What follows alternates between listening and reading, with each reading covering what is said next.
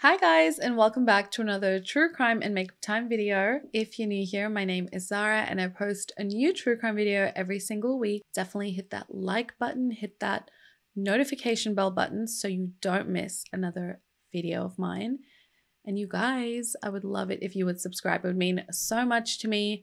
And we are growing, guys. We're growing slowly, but it's happening. So a little update. Now, by the time you guys watch this video, I might have already moved because we're so close. We're about to have the final inspection of the home tomorrow. Today's Wednesday, so 2 days from now, Friday, sorry. And I'm so excited. I can have a new studio, like all to myself. Right now I'm filming like in my bedroom because my daughter took the other room. So I'm just excited to have my own space and my own new schedule. Oh my God, my daughter's going to go to daycare soon. How am I supposed to survive that? I'm going to cry. But that also means I don't have to wake up at 5 a.m. to film anymore. I've been batch filming again for you guys. And last time I did that was when I was pregnant. I did a little bit in February too because I try to film like in chunks rather than every week because otherwise I just won't have time to do anything else in my life, mom, work. So I just wake up at 5 a.m. We go to bed at like midnight because we have to edit and then like do thumbnails. And now there's ads, which I'm so grateful for, but it's a lot of work too. So there's no break. I really thought the year off I'd have when I had my daughter, I'd be like kind of relaxing, but that's not happening. I thought I'd be moving into the house, blah, blah, blah, but we're nearly at a year and we're finally getting there. So I'm excited to move into the house finally. Also, I got sent a foundation a couple weeks back and you guys on Instagram were asking me if I can post a review on it. So I thought instead of a review, I'm just going to do like a little application in this video and then you guys can see the foundation. It's called, let me show you, Michelob, okay? Or Micello. I think it's Michelob. And I got sent the medium shade, which was like 3 different shades. And I have to mix these 2 shades to get my perfect color. And look, you guys will see it when I apply it. But I'm actually kind of impressed with this foundation. Sorry, I had to find the box. So it says lightweight feel, oil controlling, water resistant, sweat proof. So it's like, so you guys can see around my mouth, I'm kind of dark. It's because I have these 2 veins running down here. And then I also have a mustache because ethnic. But yeah, it like covers it so well. And most foundations I find it like peeks through, the darkness will peek through. So I got to color correct and things like that, which I don't do in most of the videos because I'm not really going anywhere. But if I was going somewhere, I'd probably color correct. But this one, I don't need to do that. And you'll see what I mean. You'll see how it covers like my mouth area. It's pretty flawless. I would say it isn't transfer resistant. Like I was holding my daughter and it does like come off on her clothes. But sweat resistant, yes. I was cooking and my nose was sweating like crazy. And I patted my nose and a little bit of foundation like kind of transferred on the tissue, but it looked really good. So yeah, I'll leave a link down below if you guys are interested in this foundation, but you'll see when I apply how good it is. But yeah, let's get into the video. So today's case caught my eye because for years I've been seeing this mugshot, well, these 2 mugshots of this creepy looking couple, and I always am intrigued to learn about them. But then I read a little bit and I'm like, oh, it's got to do with kids, and I just didn't want another child abuse case. But it's literally been around 4 years, these 2 people. So when I did look into it, I couldn't stop trying to find out more information. I'm like, how does this happen? How did this even happen? And it's just another case of like, I just don't understand how any of this even took place without them getting caught, essentially, without spoiling anything. So warning from the get-go, this is a case about abuse or mistreatment of children and a lot of children. So just warning you right now, it could be upsetting. It will be upsetting to all of you. We're going to be talking about the Turpin family, and let's start by talking about the father, David Turpin. So David Turpin was born on 17th October 1961 in Mercer County, West Virginia. And from the start, he just had a promising future. His parents were Betty and James Turpin, and they raised David and came from a strict Christian family. His parents were Betty and David Turpin, and they raised David and the family in a strict Christian household. He had a normal childhood, and he graduated from Virginia Tech with a degree in computer engineering, and he actually did really well. He actually worked at some of the most successful firms in America before he retired in the year 2012. As a kid growing up in West Virginia, working at two of the biggest defense companies in America was no easy feat. And David attended the same high school as his future wife, although he was 8 years older than her. And in the yearbook, he can be seen in photos of the Bible club, the chess club, the science club, and he also sang a cappella in the choir. He was described by people that knew him as a nerd and a homebody. He married Louise Turpin, who was born on May 24th, 1964. And before we go on, let's talk about something. Have you guys noticed that every single bad guy that I talk about literally is born in May or July and is around the same 20s, 21, 24? Have you guys noticed that? It's literally the same birthdays and birth months as my kids. And me. Is that a sign? As one of 6 siblings and the daughter of a preacher, Louise had her fair share of chaos and alleged trauma. Her parents, Wayne and Phyllis, argued a lot, and they raised Louise and her siblings in a very strict household. And they also grew up Christian, but evangelical Christians. And her mother, she sang in the church choir as well as worked as a cashier at Walmart. Now, if this next part sort of prepares you for what Louise might be like in the future, she claims that Louise and her siblings, as well as one of their cousins, were all SA'd by their maternal grandfather in exchange for money. She claims that this happened frequently and no one in the family ever talked about it, which is just horrific. She mentioned that Louise soon became obsessed with alcohol and also began practicing witchcraft and just strange rituals. And more so than being strange, she claims that they were filthy rituals. And I couldn't find out more about that, but I'm like, filthy? But despite all this, her sister claims that Louise was very protective of her siblings and she was quite soft-spoken and sweet. She would do her best to calm the siblings when her parents would have explosive fights and always shield them from this predator of a grandfather. Now, when she was 16, she was already dating David for a year or so, and he was around 24 at this time. In January 1985, he convinced Louise's school, teachers, whatever, to let him sign Louise out of school. Now, Louise willingly left the school with David, and they soon were on their way to the South with plans to elope. Now, the two essentially did elope that day, and they made it all the way to Texas before being caught by the police and brought back because, she was only 16. And this wasn't enough to stop them from, getting married, but Louise's parents actually agreed to this and gave them consent to tie the knot. Now, you would think being a preacher's daughter, the father, Louise's father, wouldn't want her to get married so young, but the reason why they called the police on Louise is not because they didn't want their daughter to get married.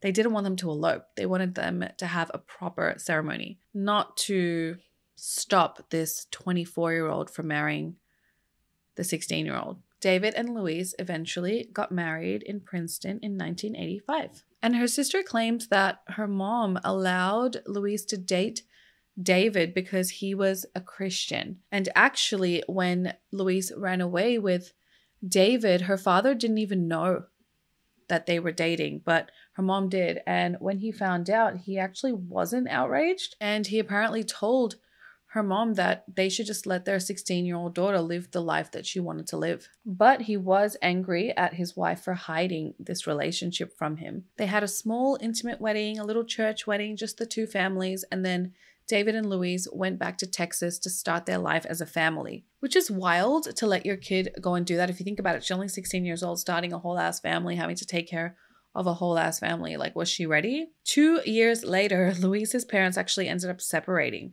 and her father also stopped preaching. So that's interesting, isn't it? Now, skipping forward a little bit, Louise's parents, what are their names? Phyllis and Wayne. They both passed away in 2016, and Louise never attended either of their funerals. David did, but Louise didn't, which makes you wonder if they were abusive and, you know, giving the maternal grandfather permission to do these things to their kids.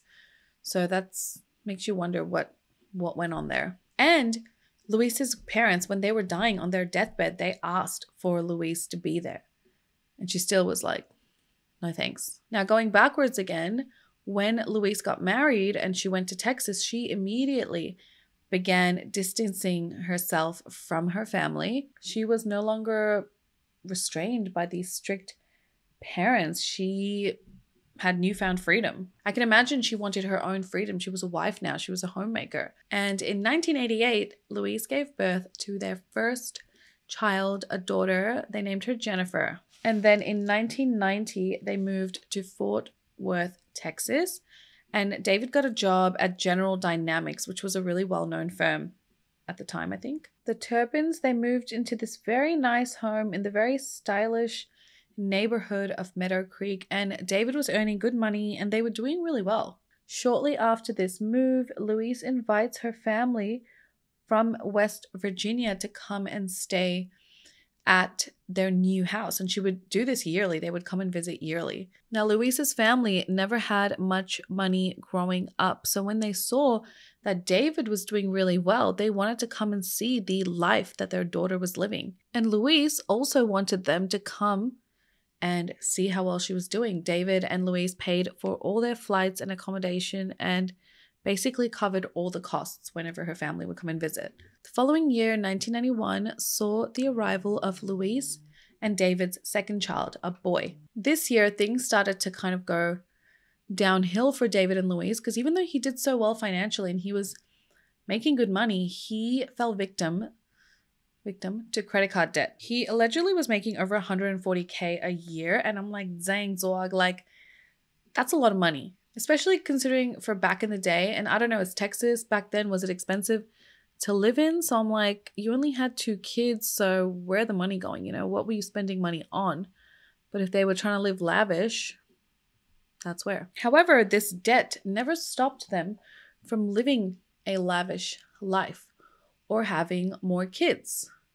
Lots more kids. In 1993, Louise becomes pregnant again, this time with a girl. Louise's family came to visit yet again, and she was determined to make sure that her family did not know about David and her financial struggles, so she continued to pay for everything, flights, accommodation. I mean, they lived with them, but, you know, food, everything. Because they would also take the family out on outings and, you know, show them around Texas. Then their first daughter, Jennifer, began attending school in the 1st grade in 1994. Now, it was at this school that she, Jennifer, was showing obvious signs of neglect. She wore the same unwashed clothes every day. She had this dirty, greasy, unbrushed hair.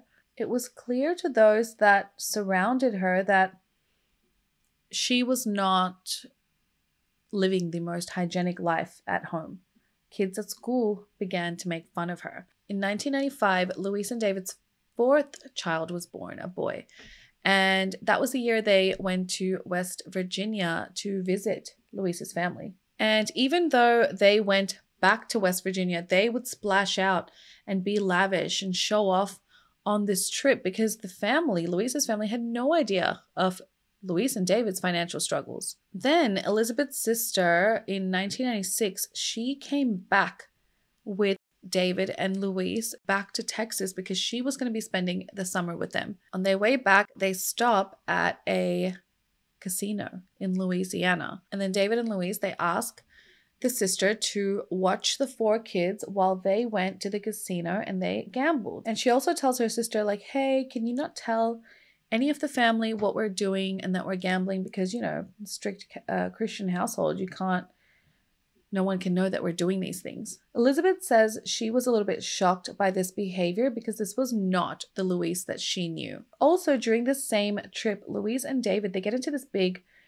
fight. And the fight is because David accuses Louise of having a gambling addiction and losing all their money. It was only then that Elizabeth began putting 2 and 2 together, and she was like, hold on, these guys are faking the funk. Their lives are not as peachy keen as they're making it out to be. It was also during this trip that she noticed that David and Louise were extremely controlling of their children. She said that these kids could not go to the bathroom, eat, or drink without asking Louise and David first. And also, she never saw Louise and David ever show affection to the kids, 4 kids, during this trip at all, not even once. Now, this is so fucking weird. Like, when I was reading this part, I read that David had a tendency to wander into the bathroom and watch Elizabeth while she showered. Elizabeth, Louise's sister. And I was like, what?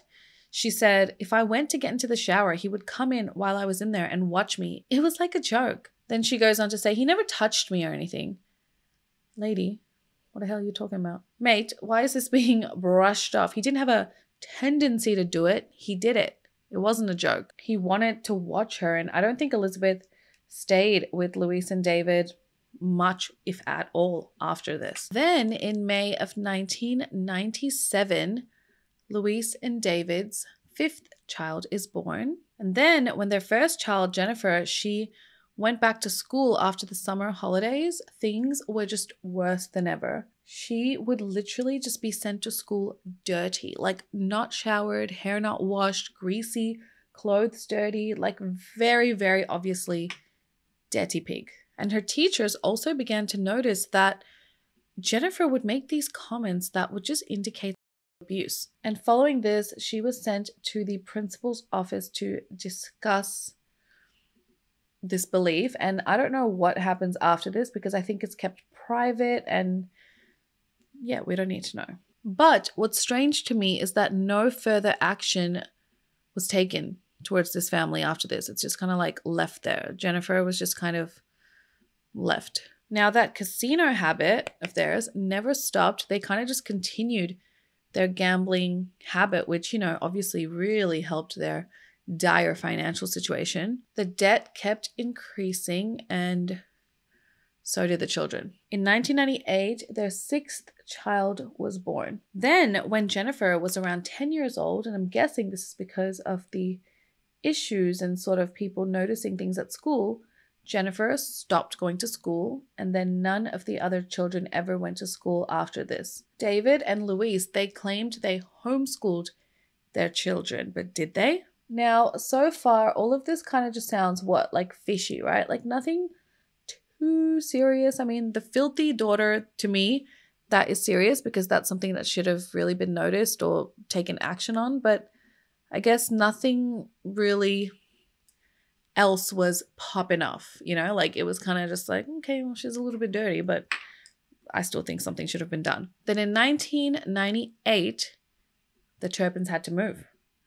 The bank was foreclosing on their home. That beautiful home, you know, the one they were so proud of. So they ended up moving to Rio Vista in Texas in 1999. Now, the lady that bought their home, the beautiful home from them, the foreclosure home, posted photos of this home online. It is literally so disgusting. Grime-caked floors and then apparently scratches on the backs of doors, which they claim came from animals, must have come from animals. There was a horrible smell in the home. There was dirt and brown stains everywhere. I don't know if they had any pets, I'm sure, but the scratches on the backs of the doors, why are there so many? How many pets did they have? What were they hiding? Raccoons?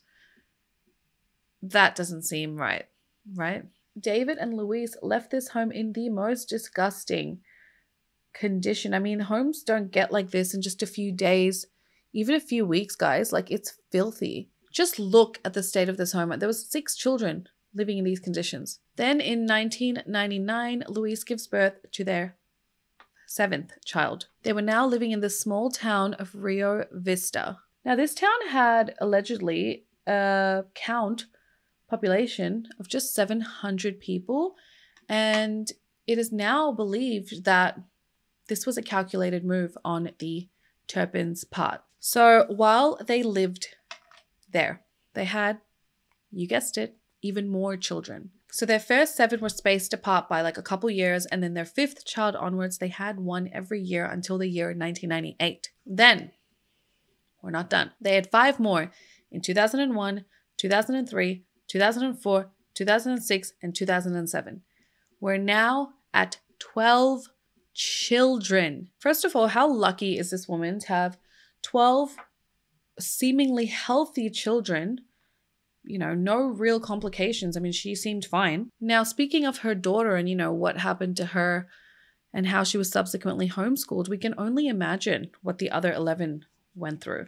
Then, Louise's family was not allowed to visit this new home in Rio Vista. They seemingly would only speak via video chat. And when they spoke on the phone or during video chat is when the sister Teresa could truly see how the Turpins operated their household. I mean, she said that the kids could only speak one at a time, and it was a very strict household. I mean, it's understandable to have discipline and structure, especially when you grow up in such a strict household. But if your own sister was concerned and she grew up in the same strict household, it's something to think about, right? But the sister just thought, you know, they were being homeschooled, and this is probably what contributed to them being so withdrawn and shy. They weren't really socializing with other children. It is reported that the children were severely neglected and they were hit and abused nearly daily. They had to ask for permission for every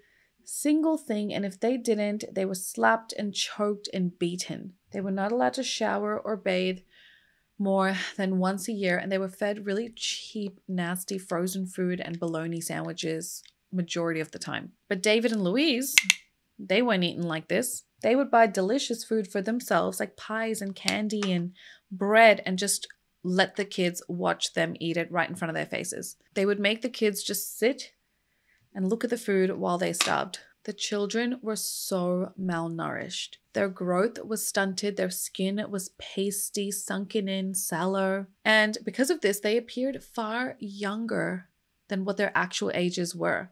They weren't, I mean, you need food to grow, right? Like,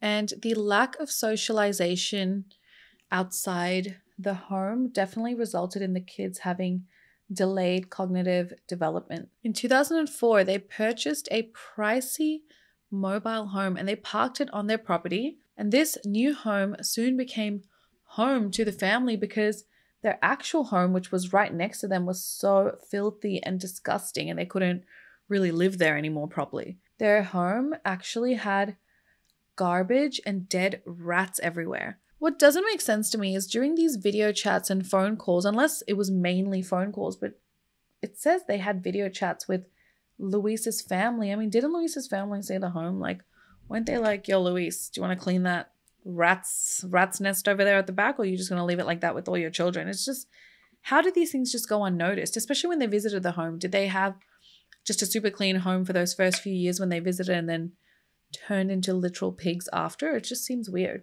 The fact that rats died in their homes, tells you how bad and sick the home was. And if the rats died, can you imagine the illnesses the kids had? Also, want to hear something else annoying? The police actually came to the Turpins' home a few times, and not because of their living conditions, no, but because one of their daughters, they were bit by the neighbor's dog. That was one. And then the second time they came is because they had a pet pig. Yeah, because they lived in a pigsty. And this pet pig, he ran away and went to the neighbor and ended up eating like 25 pounds or 55 pounds of the neighbor's dog food. But how the hell did the police not see their living conditions both times? Like, I mean, the way the kids looked, were they just hidden the whole time? It just doesn't make sense. Then in 2008, during a conversation with her sister Teresa, Louise tells her that her and David are no longer devout Christians and that they were just exploring what the world had to offer, and they felt so free because they no longer had to live under these strict rules of the church. She said she didn't trust the church anymore and she stopped attending altogether. What did they choose to do instead, you ask? They decided to look into Satanism, and they also began swinging with other couples. They would allegedly meet these couples online and then go meet them for sex. But then also I read that it was mainly Luis that did this. It wasn't really David, but he was the one that was totally into it. He would drive her to these hotels where men would wait to have sex with her. And I believe he would just wait in the car. Like, he wasn't even involved. And I was like, okay, like, is he like a cuck? Is that what they're called? Like a cuckold? But no, he would just wait in the car, and he was probably like getting off in the car thinking about it. And the way they would do this is they would leave the older kids at home to look after the young kids while they did this. Now, it's also reported that the neighbors actually said that the home, like, they would encounter the home smelling like dog shit, and then there was like feces smeared all over the walls, and then they saw some beds had ropes tied to them. There were piles of trash everywhere, and get this, there were even dead dogs and cats just chilling in this home with 10, 12 kids. But, you know, don't worry about what you see, because no one ever reported anything to the police. I don't know what type of neighbors these are, but I mean, knowing that there were children in that home, it's so cruel to turn this blind eye to this crap. Now, during this time, David and Louise were actually pretty active on Facebook. In 2010, they moved to Murrieta in California, which is a much larger town with a much larger population. At this time, they were quite active on Facebook, and they would literally post the most picture-perfect photos about how great their family life was and what great parents they were. The family was always happy, and they were obsessed with Disneyland.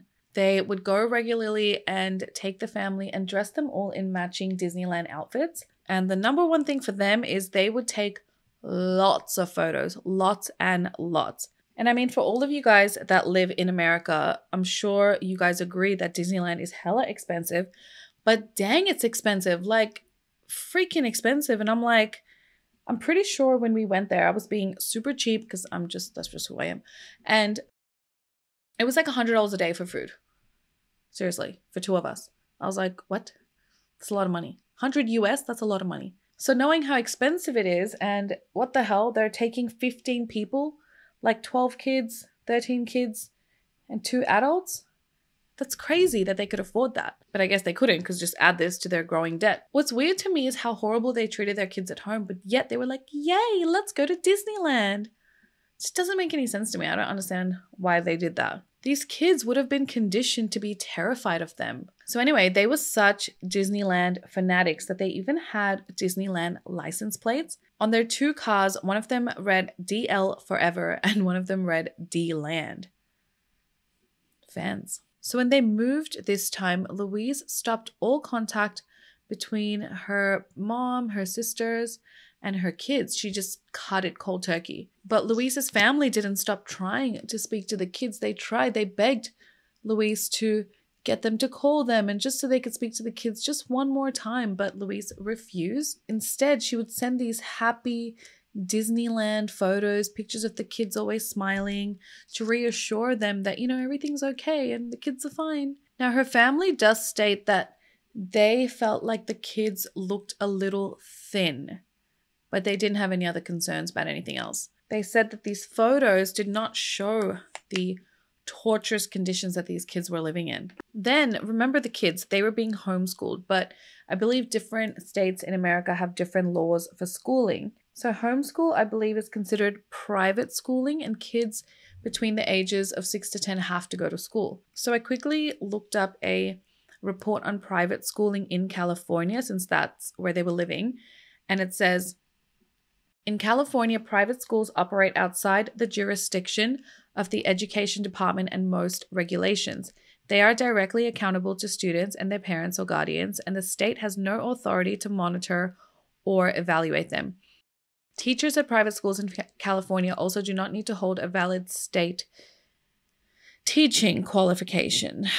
How are you going to homeschool without knowing anything about teaching? It just doesn't make any sense. So in 2011, David Turpin, he opens a private school out of his home in Marietta, California. He called this Sand Castle Day School. He listed himself as the principal and administrator of the school, and it had 6 children enrolled, and all 6 children were in different grades. All he needed to do was complete a Department of Education affidavit stating that these kids were enrolled in his school. Now, because it was a private school, the state did not have any authority to inspect these schools. And if they did, they would have discovered this horror much earlier.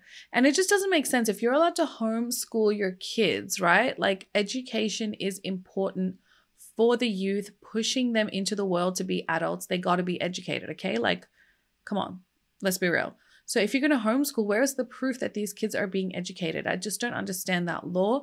And perhaps this is the reason this family moved to this area, because they looked up the laws and they said, hey, this is a nice way to little bypass it. In 2014, they moved again, this time to Perris, California. And then in 2015, Louise gives birth to their 13th child. Then when they moved, remember they were living in that trailer. So neighbors once again found this filthy ass trailer, okay? Filthy, feces, trash, dead cats, and there were also ropes still left on beds. Again, nobody did anything because this next bunch of neighbors also was like, oh yeah, ropes on beds, that's normal. That same year, they traveled to Las Vegas, where David and Louise, they renewed their wedding vows. It was their 30th wedding anniversary, and they went to an Elvis chapel where they had an Elvis impersonator, and there's photos of this ceremony online. And all the kids are dressed the same, and they're all posing, and yeah. Just look at these photos. And these photos all formed part of these happy snaps they would post on their Facebook account. But after July 2016, these happy snaps, they just stopped. And no photos of the family were posted after this time. Now, this next part, because guys, I know you're getting as depressed as I am, you know, let's just say there's hope, okay, at the end of the tunnel for this family. And I'm telling you, when I read this part, I was like, I had chills. I was like on the edge of my seat. So now we're going to talk about one of their daughters, Jordan Turpin. She was born in 2001 in Perry, California, and she was their 8th child. Now, a lot of this information is actually from Jordan herself.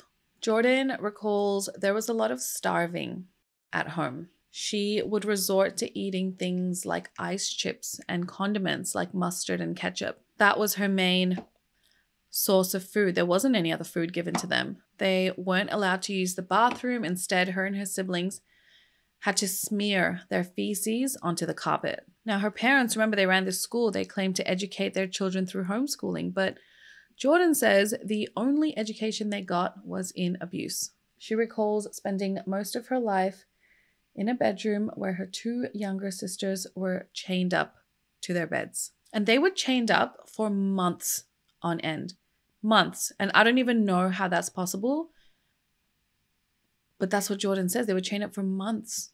When they were fed, Jordan says that they were given peanut butter or chips and frozen burritos. And if they asked for more food, they were beaten with belts or slammed into walls. Some of the kids were so isolated from society that they barely even knew what the police was. Most of the kids didn't know what medicine was. The children were not allowed to eat more than 1 meal per day, which led to them being severely malnourished. So just to give you an idea, the eldest child, Jennifer, she was 29 years old and she weighed 82 pounds, which is 37 kilos. Additionally, and I don't understand why, the kids were not allowed to shower more than once per year. And I'm like, is that a water issue? Like, does water cost a lot in America? I mean, why would you not want your kids to shower? Everyone will stink all day. And I find it unbelievable that kids that go through this, they don't have like a severe disease, or maybe they do, but you know, even girls, like when you're a baby, you're in a nappy all the time, right? Boys and girls. So if you're not showering, they're obviously not changing the nappies often. So how do these kids not get UTIs and worse? You know, I never understand that. It's important for their health to be hygienic. So when they say they don't take showers for a whole year, I'm like, if I don't take a shower for like a day, I feel nasty. Like, and I'm not a nasty person, but I'm just saying, like, you feel like gross, you know, especially like, I don't know. I just don't understand. It's important to be clean and shower to be hygienic. So I'm like, I don't understand how they're not having showers for all this time. And like, what do their bodies feel like? Like, I feel nasty if I like don't take 2 showers a day sometimes. So I'm like, what does it, that makes it sound like I'm really dirty. I don't mean, no, I just mean I love to shower. I love to feel clean. And I just can't imagine what their bodies must have felt like, you know? Now, Jordan and her siblings had only been outside a few times in their entire life. Jennifer was the only one who actually had some sort of normalcy in her early childhood. She went to school for 10 years. When they lived in Texas, Jordan says that they were rarely ever allowed to leave their home. Then when they moved to California, they were never allowed to leave the home alone, only when they were with their parents. Then in 2016, Jordan got hold of one of her parents' old phones, and it was a smartphone, and it opened up her eyes to a whole world that she had never seen before. She began browsing the internet, and eventually she came across Justin Bieber. And she states that she doesn't know where she'd be now if she hadn't discovered Justin Bieber, because she realized there was this whole other world and she was not part of it. Now, this smartphone became an escape for Jordan, and she used to watch all of Justin Bieber's interviews and put together little clips and videos of him, which when I thought about it, I was like, how wild is that? This girl, she has never ever even seen a smartphone before. She's probably never watched other people. Maybe she's watched her parents use it, but she's never really been part of it. And then here she is, and she has figured out how to Google, how to search things, how to put together little clips of videos. Like, kids are smart. Even though she was so severely neglected, she's still so intelligent. I'm not sure what app she was using. I believe it was Instagram or TikTok. And then one day somebody commented on one of her posts, and this person asks her, hey, why are you always inside the house? And why do you post so late at night? So then this is what she goes on to tell him. I told him that I didn't really go to school and I wasn't allowed to go in the backyard or front yard, and that I'm always kept inside. And I told him how we eat and how we're not allowed to get out of bed. He was like, this isn't right. You should call the cops. And I was so happy to hear him say that, because I was like, I was right. This situation that I'm in is bad. So she knew something was wrong, and she knew it wasn't right, but she needed to hear someone else tell her, because she probably had been conditioned her whole life to believe that what was happening was normal. So one day, one of her siblings like snitched on her and told her mom that she was watching Justin Bieber videos. So her mom, in response, comes and chokes her out. She thought she was going to die that day. And after that, she was like, if I don't get out, they're going to kill me. She kept having nightmares about being killed. And that's when her and a couple of her sisters decided, hey, we need to try and escape. She speaks to Jennifer. Jennifer's one of the sisters that she comes up with this plan. And Jennifer says, I'm going to teach you everything that I can remember from when I was kind of free. So Jordan and Jennifer, they then realized that, okay, the best option is to climb out of my window and go call 911. Jennifer said she tried to draw a map of the neighborhood as best as she could. And what's wild is that she didn't do this from like looking up something in the internet. She did this by trying to remember what it looked like from the few times she had been outside the house. And then Jordan remembered something. So her brother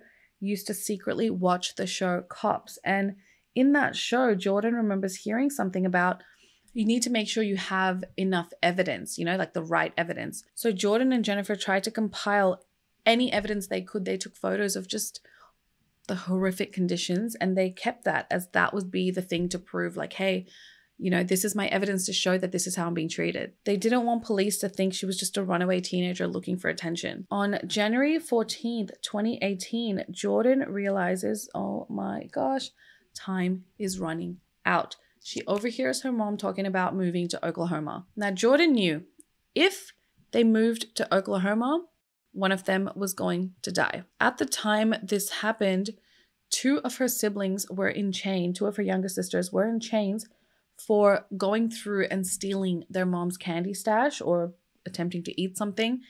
And because of this, the way that they were punished was they were chained up, and they were chained for 15 days straight without being set free. She said she asked these two sisters for permission to take photos of them before she tried to escape, and she wanted these photos as evidence. And she took these photos with her brother's old cell phone that she found. So I'm not sure if she used her parents' cell phone or if it was her brother's old cell phone, but she used a cell phone that nobody was using. So her sisters let her take these photos of them, and they knew what she was taking the photos for. And Jordan said she was terrified because the very next day they were planning to move again. Jordan says she placed some pillows under a blanket in case anyone of her parents looked inside the room and noticed she was missing. She put on clean clothes, she grabbed a bag she had packed earlier and snuck out of the window. Once she was outside, she ran. And my heart was just beating the whole time when I was hearing her recount this story, and I was like, oh my god, get away. So she said she was standing in the middle of the road because she didn't even know about sidewalks and that they exist. She states, I had no idea what direction to go. I was so scared. I was trying to dial 911, but I couldn't even get my thumb to press the buttons because I was shaking so bad. So finally Jordan manages to dial 911 and she gets in touch with the dispatcher. When I was listening to this call, the intensity and the desperation in her voice and just how innocent she sounds breaks my heart. Like I think I was crying the whole time I was listening to this call. I was just rooting for her the entire time, but I was so afraid that the police wouldn't make it to her in time. And the dispatcher herself also seems like she finds it unbelievable that this girl doesn't know simple things like you would think everyone knows. So Jordan was just telling the dispatcher everything, like how they live in filth, how they starve, how they get chained up. She was just blurting all this information out. And she wanted to tell the dispatcher this because if they got caught, she wanted to make sure that they wouldn't send them back to this home. And the whole time she was so afraid that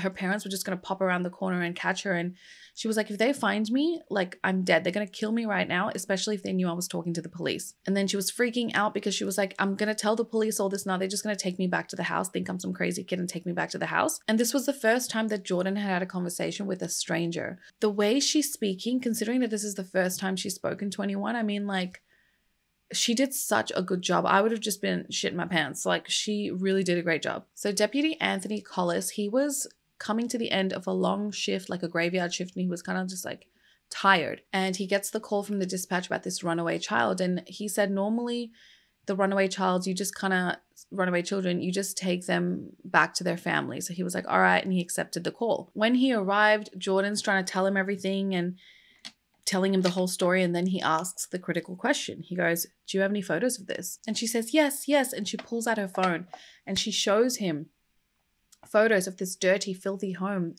Her filthy sister is shackled up, and then she was explaining to him that the chains were a punishment for stealing food. Now, he was shocked when he saw her and he realized that she was 17 years old because to him, she looked about 10. He said she looked very malnourished and pale. She had bags under her eyes and she just looked very tiny. Once this deputy saw the photo on her phone or the photos, that sealed the deal for him. He asked Jordan, are you injured? And she goes, what does injured mean? And he goes, are you hurt? And she goes, no, I'm not hurt. Then he asks her, well, are you on any medication? And she's like, what's that mean? What's medication? She had no idea. These poor children, really, it's the saddest encounter. Then Jordan tells him if my parents find me, they're going to kill me. And he just keeps asking her questions about, the conditions of the home. And he was really impressed by her courage. I mean, he could tell that she had very little education. He says he was just thinking about how smart and brave she was. So he asks her, what's your middle name? And she says, Elizabeth. And then he goes, okay, can you spell that? And she couldn't. She didn't know how to spell it. He then asks her, well, if I go to the house now, will your siblings still be chained up? And she says, well, if my parents have noticed that I've gone missing, then no, they won't be chained up. But if they don't think I'm missing yet, then yes, you will still find them chained up. She says if they notice me missing, they're going to try and cover all that up. So he then calls for backup, and then they send deputies over to the Turpins household, and they knocked for over 2 minutes before Luis came and opened the door. When Jennifer was still inside the home and she heard this knocking, she was like, oh my God, please tell me it's the police, please. She was just so hopeful that Jordan did it. When Jennifer heard the people on the other side of the door say, it's the police, she was like, oh, this is it. They're done for. So the officers come, they said they're conducting a welfare check, and as soon as they walk in, the smell hits them in the face. The home where these 13 children lived was the most horrific sight. And they couldn't even believe that 7 of these children were adults. They were all so frail and tiny. And then they go through one of the rooms and then they find those 2 girls from Jordan's photos with bruised wrists. Within minutes, the deputies go forward and then they find that those chains were just removed from the girls' wrists. The floors surrounding the bed were just coated in grime and garbage. And it was clear that those 2 little girls, they were left chained to that bed for a very long period of time. Police removed all 13 children from this home. The 6 minors were taken to Riverside University Medical Center in Moreno Valley, and the 7 adult children were taken to Corona Regional Medical Center. They were treated, given clean clothes and food. The first thing Jordan said she got to eat was mac and cheese and chicken nuggets. At 9 p.m. that night, January 14th, 2018, David and Louise Turpin were arrested on charges of child abuse and torture. Suspicion of child abuse and torture. 4 days later, they were each charged with the following: 12 counts of torture, 7 counts of abuse of a dependent adult, 6 counts of child abuse/neglect, 12 counts of false imprisonment. And then David was charged with 1 count of a lewd act performed on a child under the age of 14. The youngest Turpin child, the 2-year-old, was the only one found to have not been malnourished, tortured, or abused. Both parents pled not guilty and were held on $9 million bail. So Riverside County District Attorney Mike Hestrin held a news conference later that same day, and he detailed the abuse which the children suffered, which resulted in the parents facing these charges. So they were routinely starved. The oldest daughter, aged 29, weighed just 82 pounds. They were taunted with food they were not allowed to eat. Physical abuse, slapping, strangling, being thrown down the stairs. They were not allowed to shower more than once a year. It had been more than 4 years since any of them had seen a doctor. None of them had ever been to the dentist. They were tied up with rope in dark, filthy conditions, and if they escaped, their parents would use chains and padlocks instead. And much of the time, they were not freed from these chains and ropes to be able to use the bathroom. They had suffered nerve damage as a result of the prolonged physical abuse. Many were cognitively impaired and lacked basic knowledge of life, for example, the definition of a police officer. They also did not know what medicine was. The parents bought toys, but they were kept gathering dust in their packages, and the children were not allowed to play with them. They were made to stay up all night and not allowed to go to bed until 4 or 5 in the morning. I mean, that's torture. Real torture, man. Like, ugh. A couple of weeks later, a judge ordered that David and Louise Turpin not make any contact with any of their children for 3 years. They're only allowed to contact their children through a lawyer. Then on 21st June 2018, a judge ruled that the evidence found in the home was enough for them to proceed to a trial. But then a few months later, on 22nd February 2019, David and Louise decided to change their pleas from not guilty to guilty. So now they were pleading guilty to all counts of torture, abuse of a dependent adult, child endangerment, and false imprisonment. So I don't know what made them change their pleas. So during the trial and sentencing, it's honestly so sad because it was the first time these kids had contact with their parents in months. And I know that sounds like good, they didn't have any contact, but that's all they knew. They didn't know anything else. They didn't even know friends, family, like they didn't know anyone else. But a lot of the children were doing really well, and a few of them actually read out statements to their parents, which I will read. The 27-year-old son said, "Sometimes I still have nightmares of things that happened, such as my siblings being chained up and beaten. I love my parents, and I've forgiven them for much of what they did. I have learned so much and become very independent." He goes on to say, "I live in an apartment and go to a nearby college. I'm getting a bachelor's degree in software engineering, and after I get my bachelor's degree, I'm going to get a job as a software engineer and go to school part-time to get my master's degree." I mean, dang, that's motivation. Like, you've been through all that and you're still like, I'm gonna keep going. And that's the human spirit. After hearing these statements from his kids, there were more statements, but some are not shared. David Turpin bawled like a baby in the courtroom. His eyes were like red and swollen. And he was so emotional, he couldn't actually read his own statement that he had written. His lawyer had to read it out, and he stated, "I never intended for any harm to come to my children. I hope the very best for my children in the future." Now, Louise was also emotional, but she was able to read her own statement, and she stated, "I'm sorry for everything I've done to hurt my children. I love my children so much. I want them to know that mom and dad are going to be okay." It's not about whether you're okay, Louise. It's about whether your kids are okay.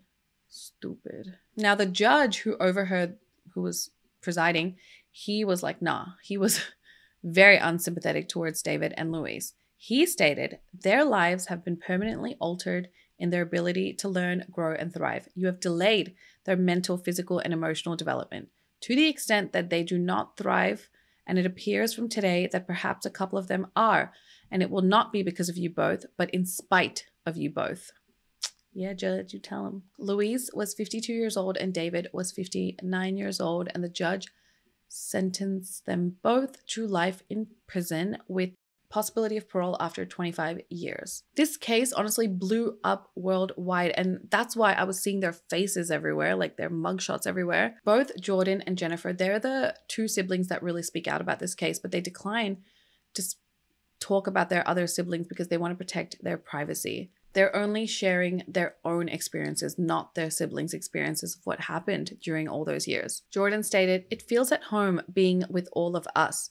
Every time we're together, it's a very special moment because we always know at the end of the day, we're always going to have each other." Jordan received her high school diploma in 1 year, and her favorite subjects are government, math, and English. I've never heard of a subject called government. She's now taking college classes, and she is quite popular on TikTok. She gets a lot of donations on TikTok. She has a lot of supporters, and from these donations, she takes the money and she actually supports all her siblings with that money. Now, I don't know where all the children live because a lot of them are adults, so I don't know if they all just live together.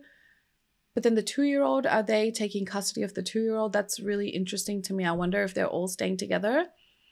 But then the 27-year-old says he lives in an apartment, so I guess they're not all together. But it'd be interesting to know, but I don't want to know because it's their business. But you know what I mean? Because did they all just get fostered out, or are they all together? Jordan is so brave, and she has an interview with 2020, and even then, so many years later, you can see her talking about her past and what happened to her, and she's still like shaken up about it. How much strength and courage it would have taken her to even do what she did and move on from this and still live and continue to live and thrive. And the fact that all of them are living and thriving, it's just so good to hear, and so good that they actually get some years of happiness, some years of freedom, some years of normality. It really shows that you can be brave and live your life on your own terms if you fight for it. These poor kids lived a torturous life for decades, and Louise and David don't even freaking get what they did. They don't even seem to understand what they've done to 13 children's lives. But I don't play those games, girl. You was eating snacks and food in front of those kids that was starving. You bought toys and left them in their packaging right in front of the kids' faces to taunt them. Never allowed to play with them. You know how hard that must have been for those poor children? You know, kids, they see toys and they freaking go crazy. They go wild. So imagine seeing those kids and those toys and you can't touch it. That's torture for a kid. That's a legit mindfuck. And I don't believe for a second that those parents made a mistake. How are you going to make a mistake 13 times for decades? How do you not, why are you eating, right? Like, psh, I don't believe that. You don't do these things because you care and love someone. And when parents do this to their children, I'm like, something is fucking broken. And especially when two people find each other and do this shit, I'm like, something is broken, because I love my kids so much. I would never, ever even not give them a cracker. I'm like, you want this cracker? You take my whole life. Like, you want everything, take it all. Like, I don't understand. I don't get it. Okay, I'm getting angry. Let me know your thoughts on this case down below, guys. I'm sure you've seen these wild mugshots everywhere. What do you guys think? Leave them in the comments down below. I love you guys. Thank you so much for watching, and I will see you in the next one. Besitos. Mwah. Bye.